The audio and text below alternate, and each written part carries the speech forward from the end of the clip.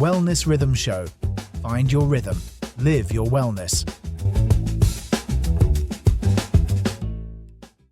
Y'all, let me tell you, I hit 38 and suddenly sleep became this thing I had to work for. Like I used to fall asleep mid-sentence on the couch. Now I'm lying there at 2 a.m. doing mental math about my grocery list. Right, and I'd always assumed bad sleep was just stress, career pressure, maybe too much coffee. But here's what I've learned. After 40, there are actual biological mechanisms at play. This isn't a willpower problem. Which is such a relief to hear, honestly. So today we're digging into why sleep changes as we get older. And more importantly, what the evidence actually says about fixing it. Not the turn off your phone advice everyone's already ignoring, the real stuff. Let's get into it. So let's start with the basics, because I think a lot of people just assume broken sleep is inevitable after 40. Like it's just aging, full stop. And that assumption is doing real damage. The National Sleep Foundation defines healthy adult sleep as 7 to 9 hours. But research shows adults over 40 are consistently falling short and often don't even realize how impaired they are. Because you adapt to feeling tired. That's the sneaky part. You think, oh, this is just how I am now. Exactly. Matthew Walker, he wrote Why We Sleep, calls it sleep debt normalization. Your baseline shifts downward and you stop recognizing the deficit. Okay, so here's the thing though. Why does sleep actually change biologically? Like what's happening inside us? Right, so there are a few mechanisms. First, circadian rhythm shifts. The suprachiasmatic nucleus, your brain's internal clock, becomes less robust with age. It starts firing earlier, which is why many people over 40 start feeling sleepy at 9 p.m, but then wake at 4 a.m. That is my life. I thought I was just becoming boring. Not boring, just physiologically punctual. Second big factor, melatonin production drops significantly after 40. Dr. Charles Cheisler at Harvard has published extensively on this. Less melatonin means your brain struggles to initiate and maintain deep sleep. And then there's hormones, right? Because I cannot talk about sleep after 40 without mentioning perimenopause. Brilliant point, Emma. For women, declining estrogen and progesterone directly disrupt sleep architecture. Hot flashes alone can fragment sleep dozens of times a night without full waking. The SWAN study of women's health across the nation, tracked this over years.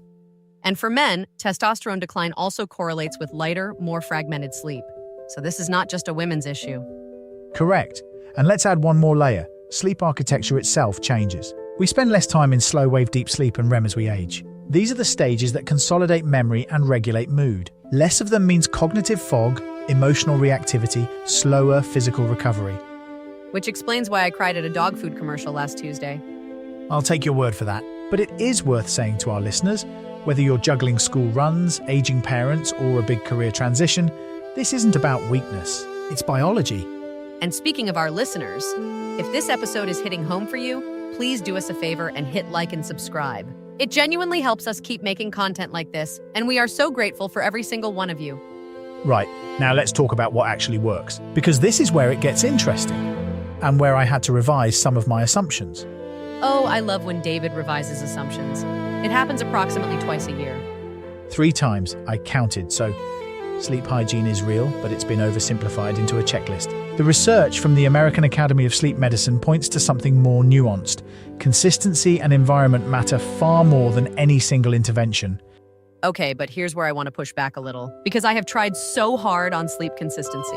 I go to bed at the same time, I keep the room cool, and I still wake up at 3 a.m. with my brain just on deep. And that's a really valid friction point, because here's what the research actually says about that. 3 a.m. waking is frequently anxiety-driven, not just circadian. Dr. Guy Meadows, founder of the Sleep School in the UK, argues that fighting wakefulness actually amplifies it. The cognitive arousal becomes self-reinforcing. So you're saying my lying there frustrated is making it worse? Precisely. His acceptance and commitment therapy approach to sleep, Act 1, shows measurable improvements by reducing the struggle against wakefulness rather than forcing sleep. That is genuinely counterintuitive, and honestly a bit annoying to hear. Most good evidence is, let's dig deeper into practical interventions though. Cognitive behavioral therapy for insomnia, CBT-I, is now the first-line recommendation from the American College of Physicians. Above medication, that's significant. And it's not just therapy as in lying on a couch. It includes sleep restriction protocols, stimulus control, actually retraining your brain's association with bed. Right, and there's solid data. A meta-analysis published in the journal Sleep found CBT-I outperforms sleep medication for long-term outcomes. particularly relevant for the 40-plus crowd because sleep medications carry increased risks, dependency, next-day cognitive impairment. Which none of us can afford. I have children and a job, and I need my brain online. From another angle, though, let's talk about what listeners can do today without a therapist. Temperature regulation is one of the most underrated levers. Dr. Andrew Huberman at Stanford has discussed extensively how a drop in core body temperature initiates sleep onset. A cool room, around 65 to 68 degrees Fahrenheit, meaningfully supports this. I turned our thermostat down last winter, and my husband acted like I was punishing him personally. A relatable sacrifice. Light exposure is the other big one. Morning bright light, ideally natural sunlight within an hour of waking, anchors your circadian rhythm. The research on this from Dr. Sachin Panda at the Salk Institute is compelling. And this is accessible. It's free. You just go outside. No subscription required.